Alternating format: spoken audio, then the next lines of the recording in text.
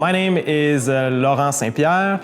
I've been at GSoft for 7 years, and right now I am a partner and alliances manager at GSoft. We no longer have one physical space where we're all working. That's also what allowed me and my girlfriend to move away from the city.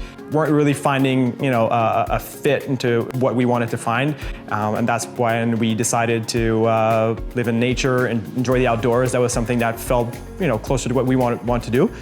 So GSoft really helped us in the transition to distributed work. So like a vast majority of my days are spent at home, but every now and then I really appreciate going back to the office and kind of re-energizing a little bit and feeling the culture a little bit, because sometimes it's good to have like more people around us. So 3 times per year we were able to get the whole company together. So no matter where people are working in Canada, everybody comes together and we have a gathering where we work together and we spend some quality time together.